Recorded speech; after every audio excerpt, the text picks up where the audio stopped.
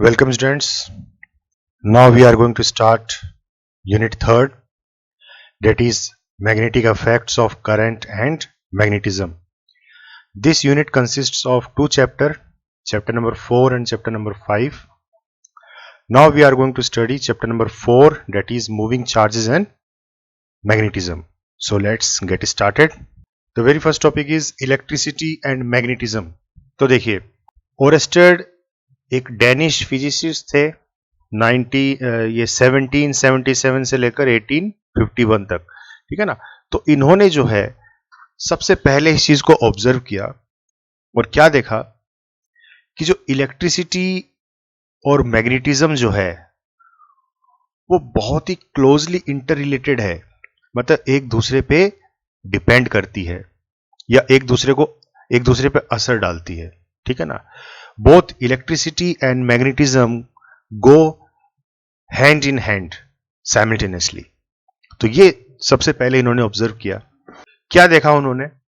तो as per Oersted's experiment he observed that whenever a current carrying conductor is placed near a magnetic needle, it gets deflected and the deflection is reversed when the electric current is reversed. This indicates around a current carrying conductor a magnetic field is produced. क्या मतलब हुआ? उन्होंने क्या देखा कि कोई wire लिया उन्होंने, ठीक है ना, ये वायर लिया और इस वायर के ऊपर उन्होंने एक मैग्नेट रख दिया, ये ठीक है ना, जो मैग्नेटिक कंपास जो अपन देखते हैं ना, ये उन्होंने रख दिया इस तरीके से, ठीक है ना। और ये मैग्नेटिक कंपास का नॉर्थ एंड है और ये जो है साउथ एंड है। और इसको किस तरीके से रखा?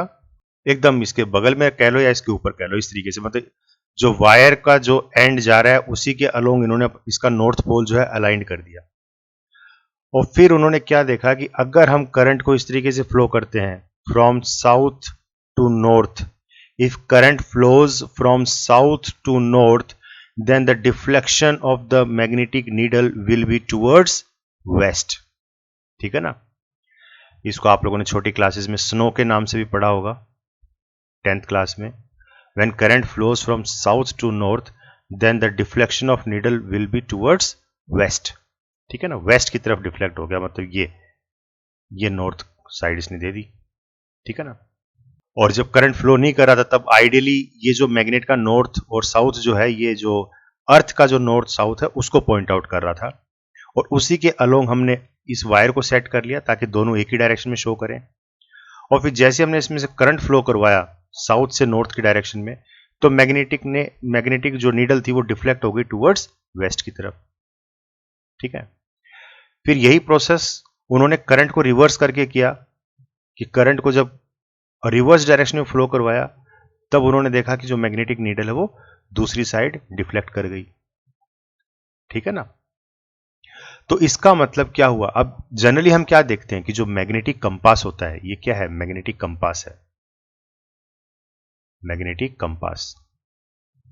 तो जनरली हम क्या देखते हैं कि जो मैग्नेटिक कंपास होता है वो जो अर्थ की जो मैग्नेटिक फील्ड होती है उसके अलोंग अलाइंड होता है।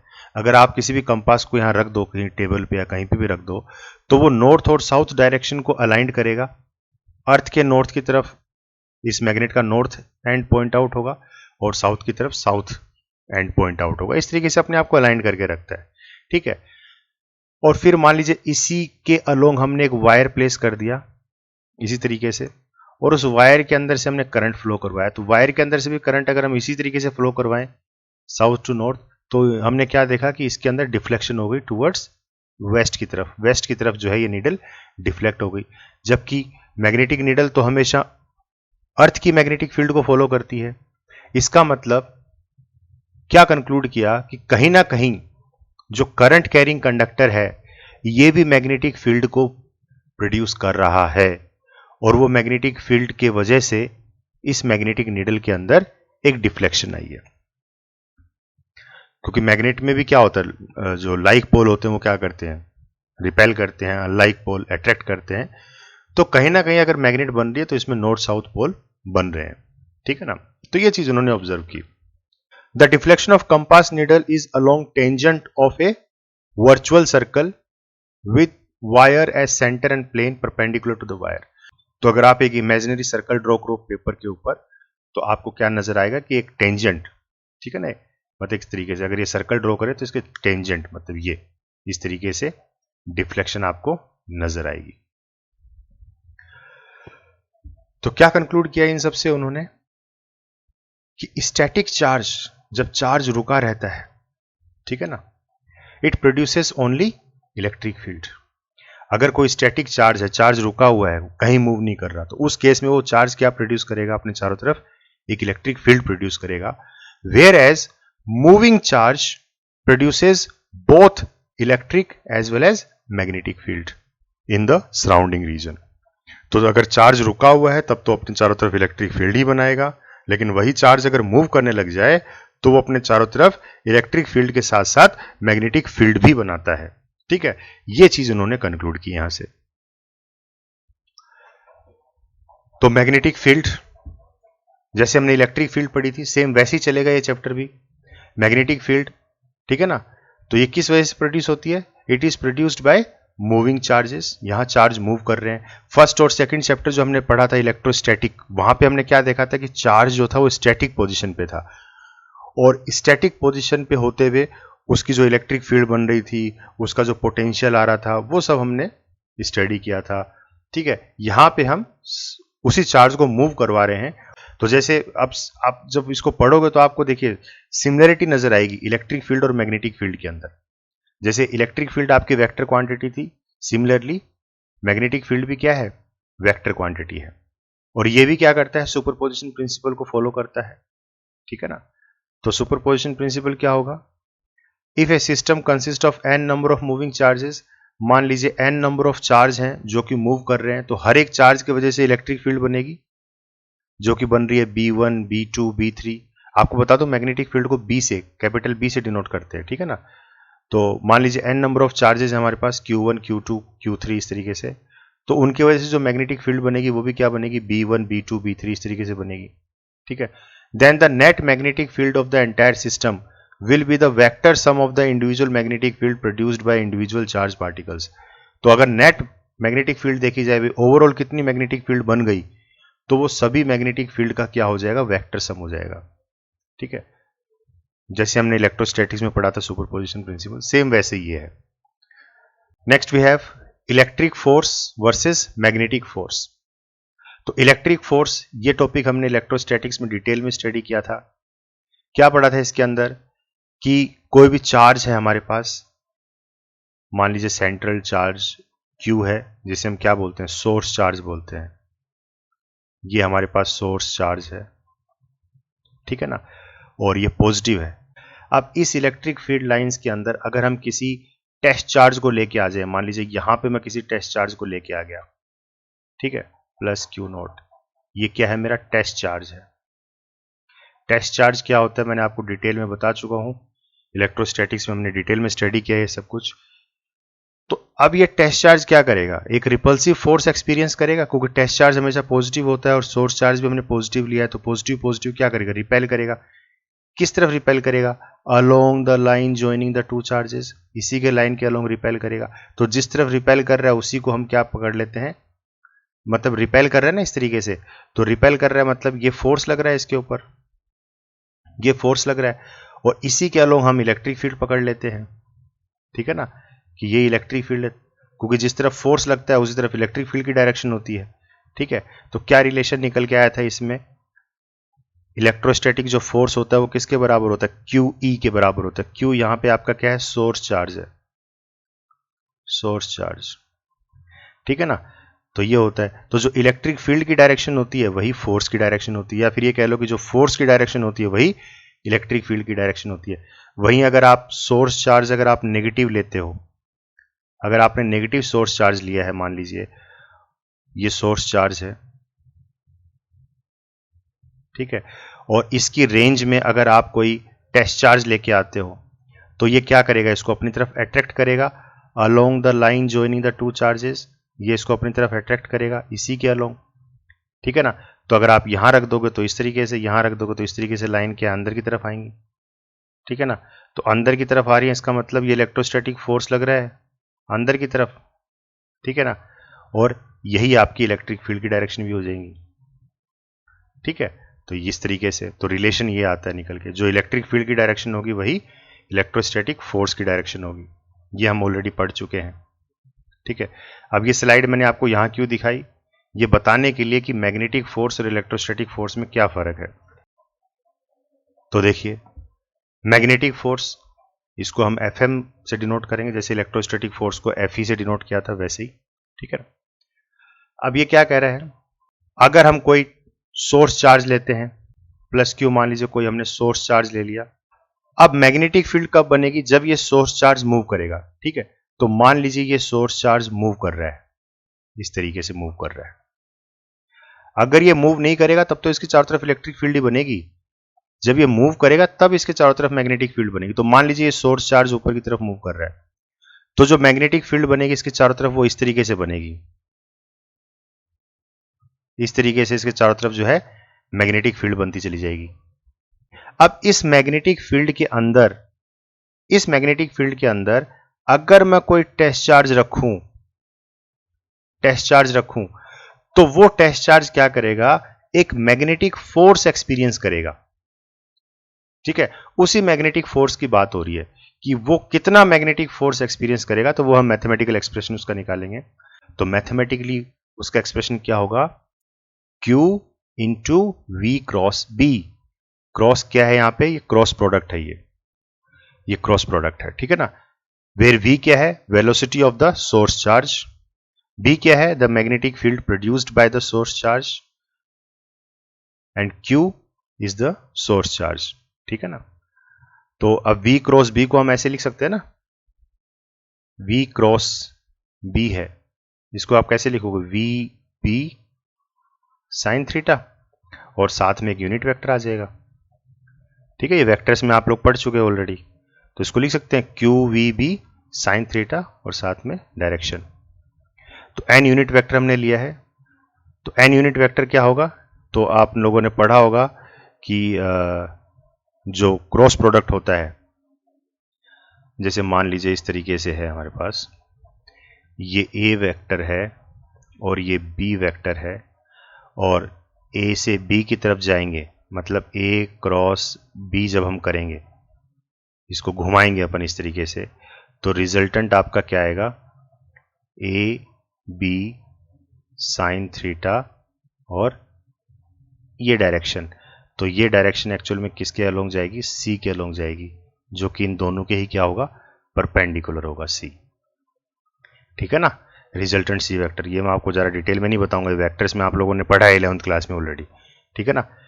तो वही कह रहा है यहाँ पे, जो यूनिट वेक्टर है वो दोनों के ही परपेंडिकुलर है, वेलोसिटी के और B के। तो यहाँ पे A और B की जगह इसको मान लो ये वेलोसिटी हो गई, और ये आपका B वेक्टर हो गया मैग्नेटिक फील्ड, तो ये आपका यूनिट वेक्टर आ जाएगा, ठीक है ना, जो कि दोनों के ही परपेंडिकुलर होगा। तो इसको आप ऐसे समझिए कि जैसे मान लीजिए ये हमारे पास कोई प्लेन पेपर है, और सोर्स चार्ज के वजह से इसके ऊपर कोई मैग्नेटिक फील्ड बन रही है, और फिलहाल मान लेते हैं कि वो मैग्नेटिक फील्ड की डायरेक्शन ये है, ठीक है ना, ये है मैग्नेटिक फील्ड की डायरेक्शन, जो कि किसी सोर्स चार्ज की वजह से बन रही है, ठीक है ना। और इस मैग्नेटिक फील्ड के अंदर अगर हम किसी टेस्ट चार्ज को इंट्रोड्यूस करें किसी एक एंगल थीटा के ऊपर, तो होगा क्या, इस टेस्ट चार्ज के ऊपर एक फोर्स लगेगा जो कि इसको इस तरीके से घुमाने की कोशिश करेगा, मतलब ऐसे ऊपर की तरफ इसको ढकेलेगा। तो ऊपर की तरफ ढकेल रहा है, इसका मतलब फोर्स कहां जा रहा है, अपवर्ड, ठीक है ना। तो ये इन दोनों के ही परपेंडिकुलर हो गया, B और V दोनों के ही परपेंडिकुलर हुआ, ठीक है ना। B और V के परपेंडिकुलर जाएगा फोर्स। इसको आप ऐसे भी समझ सकते हो, the direction of the magnetic force acting on A charge particle. तो पहली वाली फिगर में क्या बता रहा है, the force on A positively charged particle with velocity v and making an angle theta with the magnetic field B is given by the right hand thumb rule. तो right hand thumb rule की help से भी हम इस चीज को explain कर सकते हैं, ये मैं आपको आगे बताऊंगा, ठीक है ना, कि कैसे फोर्स लगेगा और उसकी डायरेक्शन क्या होगी, राइट हैंड थंब रूल की हेल्प से हम बता सकते हैं, ठीक है। दूसरा, इस फिगर में देखिए, बी फिगर में क्या कह रहा है कि कोई ऑलरेडी हमारे पास मैग्नेटिक फील्ड है जो कि किसी मूविंग चार्ज की वजह से कोई मूविंग सोर्स चार्ज की वजह से प्रोड्यूस हुई होगी। इस मैग्नेटिक फील्ड के अंदर हमने टेस्ट चार्ज को इंट्रोड्यूस किया, ठीक है। तो जब हम टेस्ट चार्ज को इंट्रोड्यूस करते हैं या फिर मान लीजिए कोई भी हम पॉजिटिव चार्ज को जब इंट्रोड्यूस करते हैं तो उस पर जो फोर्स लगेगा वो देखिए इस तरीके से, मान लीजिए आपने इस तरीके से उसको एंटर करवाया इस मैग्नेटिक फील्ड के अंदर इसके परपेंडिकुलर, ठीक है। तो उसके ऊपर एक डिफ्लेक्टिंग फोर्स लगेगा जो उसको उधर लेके जाएगा, ठीक है। तो ये फोर्स लग रहा है। ऐसे अगर आप कोई नेगेटिव चार्ज उसमें इंट्रोड्यूस करते हो तो जस्ट इसका अपोजिट हो जाएगा, ये इसको इस तरफ डिफ्लेक्ट करेगा। मान लीजिए आपने इस तरीके से इसको इंट्रोड्यूस करवाया इस फील्ड के अंदर परपेंडिकुलर, तो ये इसको इस तरीके से डिफ्लेक्ट करेगा, ठीक है ना। तो ये डिफ्लेक्शन कैसी आती है, राइट हैंड थंब रूल की वजह से आती है। तो ये मैं आपको आगे आने वाली स्लाइड्स में बताऊंगा कि कैसे काम करता है ये राइट हैंड थंब रूल। फिलहाल आप ये देखिए कि मैग्नेटिक फोर्स जो लगा टेस्ट चार्ज के ऊपर उसका एक्सप्रेशन ये आया था हमारे पास। अब अगर हम चार्ज जो सोर्स चार्ज है अगर हम उसको 1 कूलम ले लें और जो वेलोसिटी है उस चार्ज की उसको भी अगर हम 1 मीटर पर सेकेंड ले लें, ठीक है ना, और मैक्सिमम इफेक्ट के लिए अगर साइन थीटा को भी हम यूनिटी ले लें जो कि कब आएगा 90 डिग्री पे, तो उस सब केस में क्या हो जाएगा, ये सारे फैक्टर्स तो 1 हो गए, तो जो मैग्नेटिक फोर्स है वो किसके बराबर आएगा, मैग्नेटिक फील्ड के बराबर आएगा। तो यहीं से हम मैग्नेटिक फील्ड की डेफिनेशन तैयार कर सकते हैं। कैसे? The magnetic field at a point in the field is equal to the force experienced by a unit charge moving with a unit velocity perpendicular to the direction of magnetic field at that point। कि जो magnetic field होगी वो किसके बराबर होगी, force के बराबर होगी। कब होगी, जब हम एक यूनिट चार्ज लेते हैं जो कि यूनिट वेलोसिटी के साथ मूव कर रहा है और जो कि परपेंडिकुलर है किसके, गिवन मैग्नेटिक फील्ड के। अब देखिए कुछ केस स्टडी कर लेते हैं। फॉर्मूला आपके सामने है मैग्नेटिक फील्ड का, सॉरी मैग्नेटिक फोर्स कितना एक्ट लगता है किसी भी टेस्ट चार्ज के ऊपर। तो देखिए फर्स्ट केस क्या कह रहा है, इफ थीटा इज 0 डिग्री और 180 डिग्री, थीटा 0 डिग्री है या फिर 180 डिग्री है तो उस केस में साइन थीटा क्या हो जाएगा, आपका 0 हो जाएगा। और अगर साइन थीटा 0 हो गया तो ये पूरा फैक्टर ही 0 हो जाएगा, यानी कि जो फोर्स लगा वो क्या लगा, 0 फोर्स लगा। यानी कि टेस्ट चार्ज को अगर आप 0 डिग्री एंगल पे इंसर्ट करवाओगे या 180 डिग्री पे इंसर्ट करवाओगे किसी भी मैग्नेटिक फील्ड के अंदर, तो उस केस में जो फोर्स लगेगा उसके ऊपर 0 फोर्स लगेगा, ठीक है। मान लीजिए ये मैग्नेटिक फील्ड जा रही है इस तरीके से, तो अब इसके अंदर अगर हम टेस्ट चार्ज को इसी के अलोंग इंट्रोड्यूस करवा दें, मतलब इसी तरीके से, तो यहां पे एंगल कितना बनाया मैग्नेटिक फील्ड के साथ उसने, 0 डिग्री।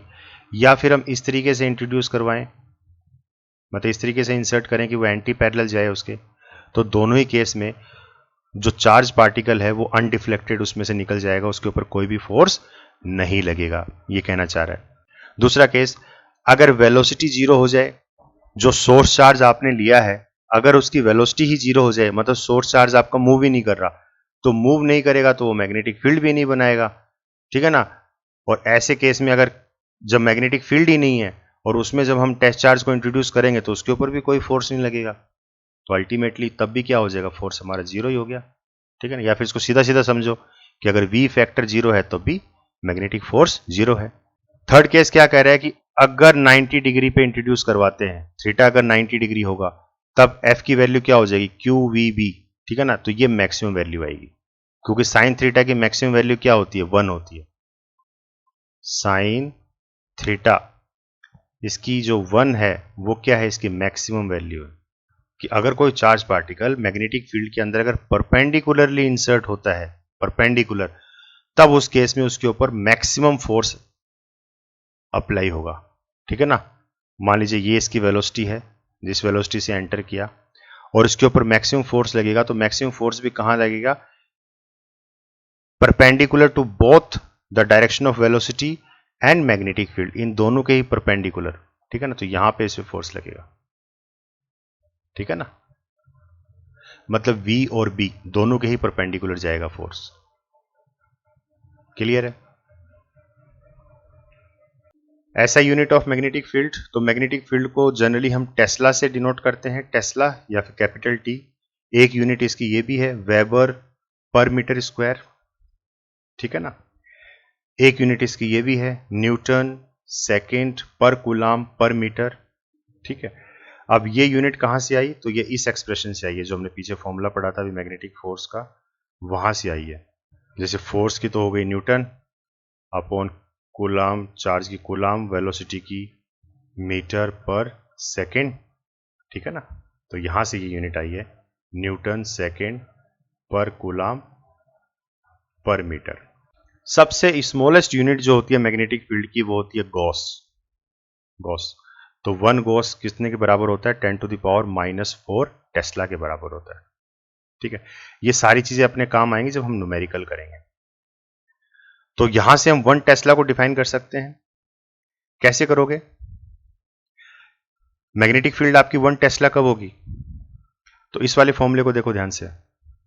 तो magnetic field at a point is said to be 1 tesla if a charge of 1 coulomb while moving at a right angle to a magnetic field with a velocity of 1 meter per second experiences a force of 1 Newton, ठीक है ना।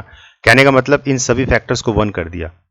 भाई B किसके बराबर है, F upon Q V sine theta, ठीक है ना।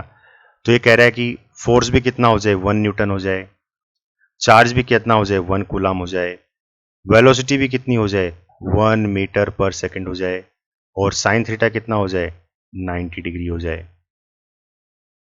तो साइन 90 भी 1 होगा, तो 1 1 1 सब ये सारे फैक्टर्स जब 1 हो जाएंगे तब मैग्नेटिक फील्ड भी क्या हो जाएगी, 1 हो जाएगी ना। तो वही कह रहा है। Next we have direction of magnetic force. अब जो मैग्नेटिक फोर्स लग रहा है, अब फोर्स कैसा है, एक वेक्टर क्वांटिटी है, ठीक है ना। Force is a vector quantity, इसका मतलब इसमें डायरेक्शन होती है, ठीक है। अब डायरेक्शन क्या होगी वो हमें पता करनी है। तो इसको पता करने के लिए हम क्या यूज करते हैं, राइट हैंड रूल यूज करते हैं, या इसको राइट हैंड थंब रूल बोल दो। तो इसकी डायरेक्शन जनरली क्या होती है, its direction is given by v cross b that is perpendicular to both v and b, v और b दोनों के ही परपेंडिकुलर होगी। तो amperes right hand thumb rule भी बोला जाता है इसको, ठीक है। क्या कहता है ये, the direction of magnetic field around a current carrying conductor और charged particles inside conductor is given by right hand thumb rule, ठीक है। तो कोई भी मान लीजिए जो करंट कैरिंग कंडक्टर है, अब करंट कैरी कर रहा है इसका मतलब उसमें चार्ज मूव कर रहा है, ठीक है। तो उसके चारों तरफ एक मैग्नेटिक फील्ड बनेगी, और उस मैग्नेटिक फील्ड से जो फोर्स तैयार होगा उसको हम amperes right hand thumb rule से बता सकते हैं। कैसे बताएंगे, stretch the thumb in the direction of electric current, ठीक है ना, कि थंब को जो है इस तरीके से स्ट्रेच करो कि वो जो है इलेक्ट्रिक करंट की डायरेक्शन शो करे, इलेक्ट्रिक करंट जिस तरफ करंट जा रहा है उसकी तरफ डायरेक्शन शो करे, and the direction in which the other fingers wrap around the conductor gives the direction of magnetic field. क्या कह रहा है कि मान लीजिए कोई कंडक्टर है जो कि करंट कैरी कर रहा है, ठीक है ना, इस तरीके से उसमें करंट जा रहा है। तो इस वायर को आप इस तरीके से पकड़ लो कि अंगूठा तो आपका ऊपर की तरफ रहेगा जो कि आपको करंट की डायरेक्शन शो करेगा, डायरेक्शन ऑफ करंट, ये तो डायरेक्शन ऑफ करंट शो कर रहा है, ठीक है ना। और जिस तरीके से आपकी अंगुलियां मुड़ेंगी तो वो किस तरफ मुड़ रही हैं, इस तरीके से मुड़ रही है ना वो, तो वो आपको मैग्नेटिक फील्ड की डायरेक्शन देंगी। तो एक तरीके से आप ऐसे कह सकते हो कि ये आपकी क्या बनेगी, मैग्नेटिक फील्ड बनेगी, ठीक है ना। तो करंट की डायरेक्शन के परपेंडिकुलर है। तो देखिए अगर करंट आपका अपवर्ड डायरेक्शन में है, तो अपवर्ड डायरेक्शन में जब करंट होगा तो इसको हम डॉट से डिनोट करते हैं। डॉट का मतलब होता है कि करंट की डायरेक्शन क्या है, अपवर्ड है, ऊपर की तरफ जा रहा है। तो करंट जब ऊपर की तरफ जाएगा तो आपकी जो मैग्नेटिक फील्ड लाइंस होंगी वो कैसी होंगी, एंटी क्लॉकवाइज। वहीं करंट जब डाउनवर्ड डायरेक्शन में जाएगा, जो क्रॉस होता है ये क्रॉस, ये डाउनवर्ड डायरेक्शन को शो करता है, ठीक है ना। क्रॉस हम यूज करते हैं डाउनवर्ड डायरेक्शन के लिए और डॉट हम यूज करते हैं अपवर्ड डायरेक्शन के लिए। तो जब करंट की डायरेक्शन डाउनवर्ड होगी तो उस केस में जो अंगुलियां आपकी कर्ल होंगी वो इस तरीके से होंगी कि मैग्नेटिक फील्ड आपकी कैसी बनेगी, क्लॉकवाइज, ठीक है ना। और जब करंट आपको अपवर्ड होगा तो मैग्नेटिक फील्ड कैसी बनेगी, एंटी क्लॉकवाइज। अब देखिए जो इसमें समझने वाली बात यह है कि मान लीजिए करंट आपको अपवर्ड डायरेक्शन में जा रहा है और इसके वजह से मैग्नेटिक फील्ड आपकी इस तरीके से बन रही है एंटी क्लॉकवाइज, ठीक है ना। अब जब इसके अंदर हम किसी भी टेस्ट चार्ज को इंट्रोड्यूस करते हैं, मान लीजिए मैंने टेस्ट चार्ज जो है किसी एक एंगल पे, मान लीजिए मैंने इस पे यहां छोड़ा लाके, यहां पे मैंने जो है एक टेस्ट चार्ज इसमें इंट्रोड्यूस कर दिया, ठीक है। अब उस टेस्ट चार्ज के ऊपर एक फोर्स लगेगा, वो फोर्स लगेगा तो वो फोर्स क्या होगा, इस v जो वेलोसिटी ऑफ चार्ज पार्टिकल्स है जो कि इस कंडक्टर के थ्रू मूव कर रहे हैं, और जो मैग्नेटिक फील्ड, इन दोनों के ही परपेंडिकुलर उस पर फोर्स लगेगा, ठीक है। तो इसको आप इस तरीके से समझ लीजिए, इसको आप ऐसे समझिए कि मान लीजिए कोई करंट है, as per right hand thumb rule क्या कहता है कि कोई भी करंट है, कोई करंट कैरिंग कंडक्टर है, मान लीजिए करंट इस तरीके से जा रहा है उसमें, ठीक है ना। तो आपको उसको इस तरीके से होल्ड करना है अपने, कि जो आपका अंगूठा है, जो थंब है, वो तो आपको करंट की डायरेक्शन शो करे, और जो कर्ल हैं आपकी अंगुलियों के, वो आपको शो करेंगे मैग्नेटिक फील्ड की डायरेक्शन। तो कर्ल इस तरीके से जाएगा ना, तो ये आपका बन गई मैग्नेटिक फील्ड, इस तरीके से ये आपकी क्या बनी, मैग्नेटिक फील्ड बनी। आ रही बात समझ में। अब एक्चुअल में करंट ऐसे जा रहा है तो इसका मतलब हम क्या समझें कि जो पॉजिटिव चार्ज है, पॉजिटिव चार्ज जो कि सोर्स चार्ज है आपका, वो इस तरीके से मूव कर रहा है कि नहीं कर रहा, इस तरीके से मूव कर रहा है, ठीक है ना। या फिर ऐसे समझो कि ये आपकी मैग्नेटिक फील्ड है मान लीजिए, ठीक है ना, यही वाली मैग्नेटिक फील्ड मैं यहां शो कर रहा हूं, और ये आपका सोर्स चार्ज मैंने ले लिया प्लस, ये क्या है आपका, ये सोर्स चार्ज है, और ये इस तरीके से मूव कर रहा है। ये दोनों क्या है, परपेंडिकुलर है, 90 डिग्री है, ठीक है ना, इस तरीके से मूव कर रहा है। तो ये जो चार्ज आपका मूव कर रहा है इसकी वेलोसिटी मान लीजिए v है, तो ये आपकी वेलोसिटी हो गई v। इस तरीके से आपका चार्ज जो है मूव कर रहा है, क्लियर। अब इस सिचुएशन के अंदर अगर मैं कोई टेस्ट चार्ज रख देता हूं, मान लीजिए मैंने यहां पे कोई टेस्ट चार्ज प्लेस कर दिया, टेस्ट चार्ज, तो इस टेस्ट चार्ज के ऊपर फोर्स लगेगा। भाई करंट कैरिंग कंडक्टर कितना फोर्स प्रोड्यूस कर रहा है, कौन सा, मैग्नेटिक फोर्स, वो कैसे पता चलेगा। भाई इसको आप ऐसे समझो कि कोई बच्चा है, ठीक है ना, क्लास में कोई बच्चा है जिसका यह कहना है कि सर मैं बहुत तेज थप्पड़ मार सकता हूं, तो कितना तेज थप्पड़ मार सकता है यह देखने के लिए किसी ना किसी को तो अपना गाल आगे करना पड़ेगा ना। तो सेम सिचुएशन यहां पे है कि ये जो करंट कैरिंग कंडक्टर है जिसके अंदर चार्ज जो है v वेलोसिटी से मूव कर रहा है, तो जब चार्ज मूव करेगा तो वो अपने चारों तरफ एक मैग्नेटिक फील्ड बनाएगा, और उस वजह से एक मैग्नेटिक फोर्स भी क्रिएट होगा। तो वो मैग्नेटिक फोर्स कितना क्रिएट होगा ये जानने के लिए हम क्या करते हैं, एक टेस्ट चार्ज इसके अंदर प्लेस कर देते हैं। तो उस टेस्ट चार्ज के ऊपर जो फोर्स लगेगा उसकी डायरेक्शन हम देखते हैं इसमें, as per right hand thumb rule. तो हमने क्या कहा था कि जो Fm होता है वो क्या होता है, Q V क्रॉस B, यानी कि V से B की तरफ। तो V से B की तरफ अगर आप कर्ल करोगे अपनी अंगुलियों को, V से B की तरफ, तो आपका थंब जो है कहां पॉइंट आउट करेगा, ऊपर की तरफ पॉइंट आउट करेगा। यानी कि ये आपका लगा मैग्नेटिक फोर्स, किसके ऊपर, इस टेस्ट चार्ज के ऊपर, यानी कि ये टेस्ट चार्ज ऊपर की तरफ उठेगा, क्लियर है। वहीं अगर मैं नेगेटिव चार्ज ले लेता हूं, सोर्स चार्ज कैसे ले लेता हूं, नेगेटिव, जैसे यहां पे ये करंट की डायरेक्शन आई थी, तो आई का करंट कैसे चलता है, हमेशा पॉजिटिव चार्ज की तरफ चलता है ना।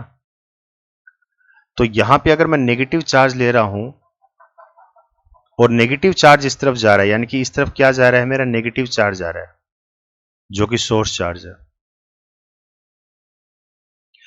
तो एक्चुअल में करंट की डायरेक्शन मेरी क्या हुई, ये, क्योंकि हम क्या पढ़ते हैं कि electrons always flows in the direction opposite to the direction of current. इसका मतलब करंट की डायरेक्शन आपकी ये है, ये आपकी करंट की डायरेक्शन है। इसका मतलब जो चार्ज पार्टिकल है वो इस तरफ जा रहा है आपका, ठीक है ना, इस तरफ जा रहा है, तो ये उसकी वेलोसिटी है। तो आप V से B की तरफ जब आप कर्ल करोगे, मतलब V क्रॉस B का मतलब V से B की तरफ मुड़ना है, तो V से B की तरफ जब आप अपनी अंगुलियों को कर्ल करोगे तो आपका जो थंब है वो किस तरफ पॉइंट आउट करेगा, इस तरीके से। तो ये इस डायरेक्शन में आपका जो है मैग्नेटिक फोर्स लगेगा, किसके ऊपर, किसी भी टेस्ट चार्ज के ऊपर जो आपने इसमें रखा होगा, ठीक है। तो राइट हैंड थंब रूल हमें डायरेक्शन बताता है कि जो फोर्स लगेगा मैग्नेटिक फोर्स, उसकी डायरेक्शन क्या हो, ठीक है। तो V क्रॉस B है, इसका मतलब V से B की तरफ अपनी अंगुलियों को कर्ल करो, और जो थंब आप जो पॉइंट आउट करेगा वो डायरेक्शन होगी मैग्नेटिक फोर्स की। एक चीज तो इसमें ये निकल के आती है सामने, एक चीज ये निकल के आती है कि करंट कैरिंग कंडक्टर को इस तरीके से होल्ड करो कि आपका जो थंब है वो करंट की डायरेक्शन को पॉइंट आउट करे। जैसे मान लीजिए ये मेरा थंब है और ये मेरी अंगुलियां कर्ल हो गई इस तरीके से, ठीक है ना। तो थंब तो मेरा किसको पॉइंट आउट करेगा, करंट की डायरेक्शन को, और जो कर्ल है मेरी अंगुलियों की वो मेरे को पॉइंट आउट करेंगी मैग्नेटिक फील्ड की डायरेक्शन को। अच्छा, अगर हम इसका रिवर्स प्रोसेस कर दें, इसका रिवर्स अगर हम कर दें तो वो भी ट्रू होगा। रिवर्स कैसे करोगे, करंट की जगह मैग्नेटिक फील्ड रख दो और मैग्नेटिक फील्ड की जगह करंट को रख दो, तो देखो क्या बनेगा उससे। It's reverse is also true, that is if a test charge q naught is made to move in a straight uniform magnetic field, then the magnetic force which will act on this charge particle will make the particle to move in circular path। क्या मतलब हुआ कि अगर हम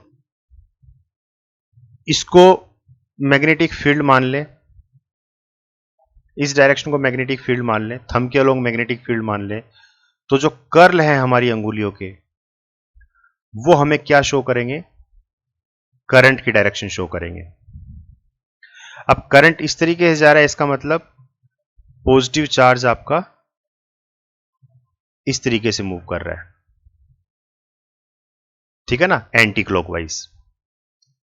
वहीं अगर आप negative charge लोगे, यानी कि करंट अगर आप ऐसे ले लेते हो, तो उस केस में मैग्नेटिक फील्ड की डायरेक्शन हो जाएगी डाउनवर्ड।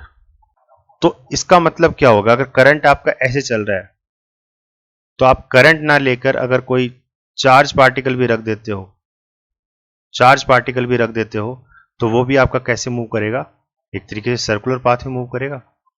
तो कोई भी चीज जब सर्कुलर पाथ में मूव कर रही है, इसका मतलब उसके ऊपर फोर्स कैसा लग रहा है, सेंट्रीपिटल फोर्स लग रहा है, जो कि उसको सेंटर की तरफ खींच रहा है, ठीक है ना।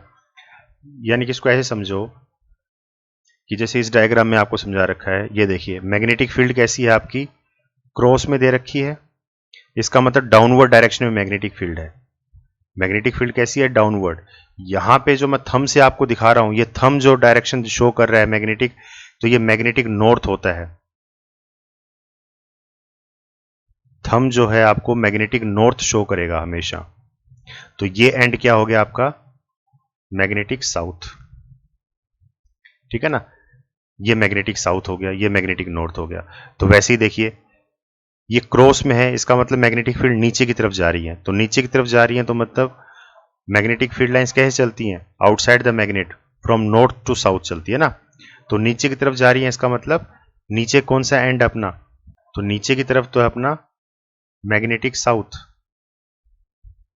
इनटू द पेपर आप बोल सकते हो, इनटू द पेपर, अगर हम पेपर की बात करें, चीज पेपर के ऊपर हो रही तो पेपर के अंदर। और अपर वाला एंड क्या हो गया, ये हो गया मैग्नेटिक नॉर्थ, ठीक है ना, perpendicular to the plane of the paper. आप ऐसे समझ सकते हो इसको, perpendicular to the plane of the paper, ये नॉर्थ है। ऐसी मैग्नेटिक फील्ड के अंदर जब हम टेस्ट चार्ज को प्लेस करेंगे तो टेस्ट चार्ज के ऊपर एक फोर्स लगेगा, ठीक है ना। और वो फोर्स कैसा लगेगा, हर एक पॉइंट पे इस तरीके से एक्ट होगा कि ये पार्टिकल जो है आपका एक सर्कुलर मोशन में आ जाएगा, ठीक है ना। इस तरीके से सर्कल में घूमने लग जाएगा ये।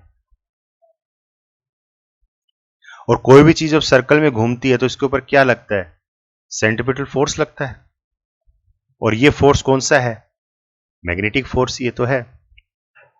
इसको आप ऐसे भी समझ सकते हो कि चार्ज पार्टिकल आपका इस तरीके से घूम रहा है, तो जब चार्ज पार्टिकल की डायरेक्शन ये है तो ये आप करंट की डायरेक्शन भी मान सकते हो। तो अगर ये हम करंट की डायरेक्शन मानेंगे तो थंब की डायरेक्शन क्या होगी, ऊपर की तरफ। और थंब की डायरेक्शन हमेशा क्या शो करती है, magnetic north. Dear students, here I am providing you with the link of some important books which is going to be very helpful for you. You can purchase them directly from Amazon at a very reasonable rate.